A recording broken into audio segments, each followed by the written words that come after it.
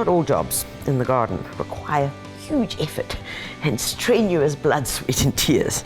No, some of them, like this task, has to be one of the most relaxing. These are Clivia seeds that were from last year's flowers.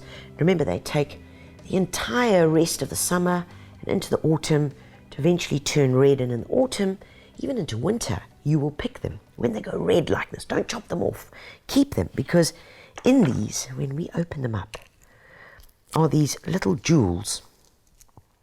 Some of them you get up to 5 seeds, some of them just 2 seeds. So all we do is break them open, and then we'll get to seed sowing. You don't have to do them all at once. As long as you've got them in a container that's got some drainage holes in it, you'll keep them in a cool, dark place. But besides these guys, which I've got a lot to get through, the other seeds that I love collecting.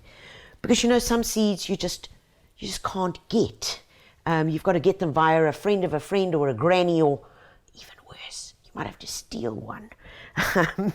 But this is where gardening goes through the generations, and this is a little orleia, and look how beautiful. It's relative of the Queen Anne's lace, a beautiful white flat panicles, and we've harvested this, and now you see when I just do that, there's the promise. There's the promise of the next generation. These guys, I can't wait to sow as soon as it warms up a little bit more. And then we've got forget-me-nots. I've got pink and blue. And of course, these you just have to keep. You just simply can't let them go away, because what is it? Well, number one, it saves you so much money. This is a method of gardening that every one of us should embrace. And yes, we are going to get it wrong. We're going to fail sometimes, and other times the experiments will be brilliant. But the point is, we've got to keep at it. And whatever you do, don't give up. But besides not giving up, don't sow the entire packet of seed at once, especially if it's spinach or some veg, because what on earth are you going to do with all of them? But getting back to how we do it, we're going to show you 2 different options today.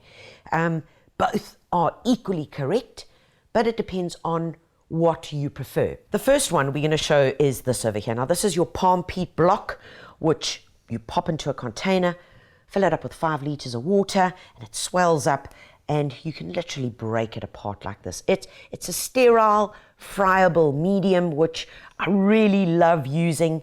It holds water.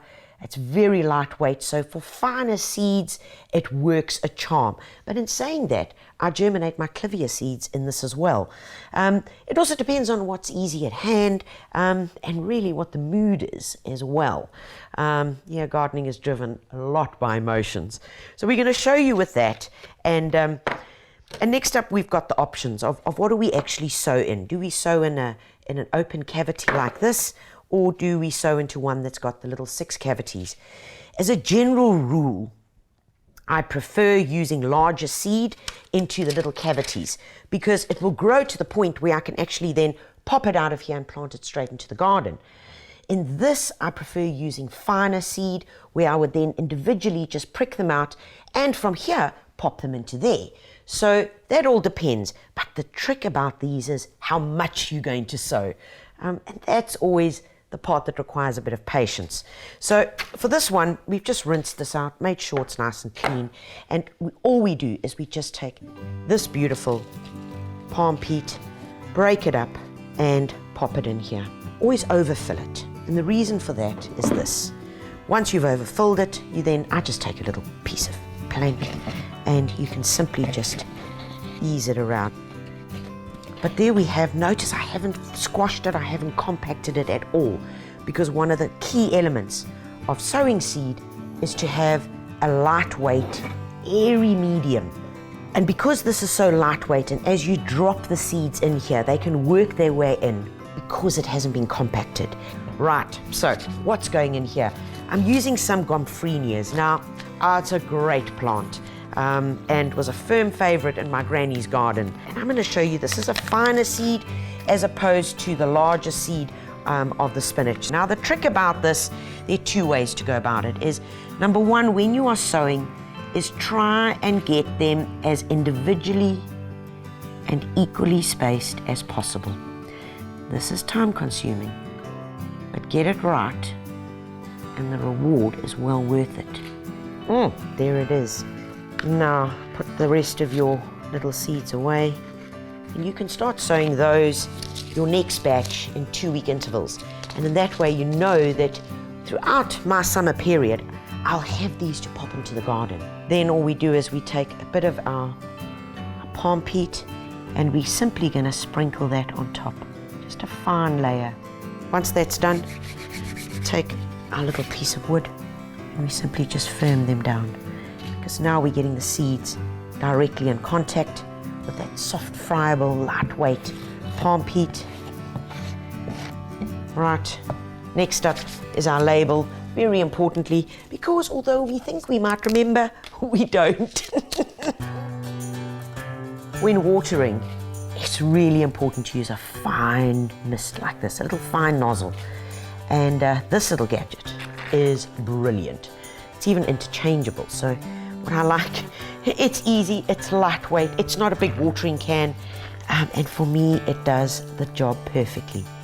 It's got an interchanging little nozzle, so if you wanted to get to some other plants while you're at it, perfect. So whatever you're going to be using, what is important is that seeds need to stay moist. Don't let them dry out, because it's in the drying out that they get stressed. If they get stressed out, you have less germination. So this is where it all starts. From here, I'm simply going to pop it into a propagation unit. This is where magic happens, because once I've done this, close the vents, I then don't need to water again until they've started to germinate, because this little guy creates a little greenhouse effect. So you'll actually see in a couple of hours you'll find little water droplets forming on here. As the water droplets evaporate, they'll hit the dome and then go back down into the plant, and that is sufficient until germination, which is brilliant even if you forget. The second method of seed sowing is using germination mix, which is a very finely sifted bark which also has vermiculite in it. Now this is perfect for larger seed. This is where we're sowing them into individual cavities. Simply fill the cavity, shake it about to get it level, pop your seeds in, and I normally pop between 2 to 3 seeds in each cavity. Once we have sown them, we then use a small sieve, which is generally just a kitchen sieve, and apply a fine layer of the mixture. Why this? Well, it just helps the seeds germinate quicker, because they can pop through the finer mixture much easier than making their way through little 7mm size bits of bark. Within 7 to 10 days, your seed should germinate very, very vigorously. Once that's done, a good watering, and remember, don't let them dry out. Place them in a well-lit, sunny spot. Also remember to give them a label. Right, once your little guys have germinated and they've got 4 true leaves, so it's between 2 and 4 true leaves is when your next step comes in. And that's when you need to pop them out, all right, and put them into little pots like this. And now remember, it's all about feeding, because once they've got their 4 true leaves, they've taken all the nutrition from the seed. And it's now really important that you start feeding them. Use a good general fertilizer that you can get, and remember, it should be liquid. So this little gadget works like a charm. Look here, so it's got your millimeters, 5, 10 or 20 milliliters, whatever your instructions say. Remember, pop it in here. This holds a liter. That will be less than 5 mils in there. Now, doesn't this make life easy? Pop it in, give it a good shake. Look how easy that was.